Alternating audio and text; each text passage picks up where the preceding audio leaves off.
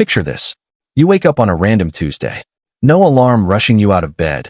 No boss texting you before you've even had coffee. You check your phone, and there it is, money sitting in your account. Not because you worked yesterday, not because you sold something, but because months, maybe years ago, you made a decision. A quiet, unglamorous decision that most people scroll right past. You bought a piece of a company, and that company decided to share its profits with you, just for owning it. That's the strange, almost unfair beauty of dividend investing. While everyone else is trading their hours for dollars, dividend investors are slowly building something that pays them whether they show up or not. It sounds like a fantasy. It's not. It's math, patience, and a little bit of discipline. Here's the thing nobody tells you when you're young and broke and hustling. Money has two ways of working. You can trade your time for it, which is what most of us do every single day. Or you can put your money to work, so it starts trading its time for more money. Dividend stocks are one of the simplest, most boring, most beautifully effective ways to do the second one. Let's slow down for a second, because if you're new to this, the word dividend might sound like something only suit and tie Wall Street guys understand. It's not complicated at all. When you buy a share of a company, you're not just betting on its stock price going up. With certain companies, you're also entitled to a slice of their profits, paid out to you regularly. Usually every 3 months, sometimes every month. That payment is the dividend. You don't have to sell a single share to get it. You just have to own it. Now here's where it gets interesting.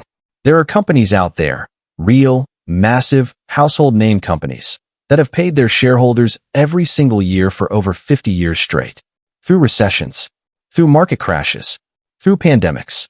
Companies like Coca-Cola, Johnson & Johnson, Procter & Gamble. These businesses are sometimes called dividend aristocrats, and there's something almost poetic about that title. Aristocracy built not on inheritance, but on consistency. Think about what that actually means for a second. A company that sold you toothpaste or soda 50 years ago is still paying people today, every quarter, like clockwork.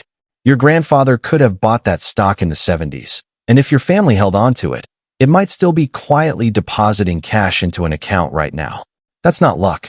That's a business model built to outlast trends, outlast leadership changes, outlast everything. But let's talk about the part most people get wrong, because this is where dreams turn into disappointment if you're not careful. A lot of beginners see a stock with a massive dividend yield, say 12, 15%, and they think they've found a gold mine. They throw their money in, excited about the fat checks coming their way. And then, a few months later, the company cuts the dividend entirely, the stock price collapses, and they're left holding something worth half of what they paid. This happens constantly. It's one of the most common, most painful mistakes in passive income investing. A sky-high yield isn't a gift. Often, it's a warning sign. It usually means the market doesn't trust that the company can keep paying it. The boring companies, the ones paying 3 or 4% but doing it reliably for decades, those are usually the real treasure. Not the lottery ticket. The tortoise, not the hare.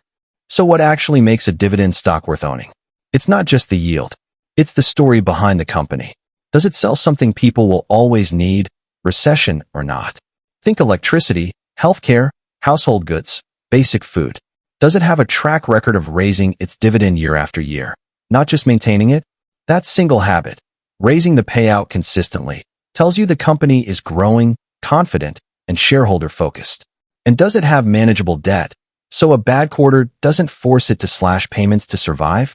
There's also a whole category many people overlook: real estate investment trusts, or REITs. These are companies that own apartment buildings, shopping centers, warehouses, even cell phone towers, and by law, they're required to pass most of their profits back to shareholders. It's a way to become a landlord without ever fixing a leaking faucet at 2 in the morning. You collect a piece of rent income from thousands of properties just by owning a single stock. Now here's the part that actually changes lives, and it's not flashy at all. It's reinvestment. When you receive a dividend, instead of spending it, you use it to buy more shares. Those new shares then earn their own dividends, which buy more shares, which earn more dividends. It's a quiet snowball, and in the beginning, it feels painfully slow, almost not worth mentioning. But snowballs don't care about your patience. They just keep rolling, picking up more with every turn, until one day it's not a snowball anymore. It's an avalanche of income you didn't have to work for. Imagine someone in their late 20s, working an ordinary job, who decides to put aside a modest amount every single month into a handful of strong, reliable dividend-paying companies. Not exciting. Not something they brag about at parties. Just consistent, almost stubborn, month after month. Fast forward 20, 25 years, and that unglamorous habit has quietly turned into a stream of passive income that can cover a mortgage payment, or a child's tuition, or simply the freedom to say no to a job that no longer fits who they've become.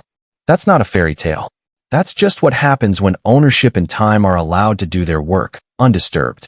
The biggest mistake isn't picking the wrong stock. It's impatience.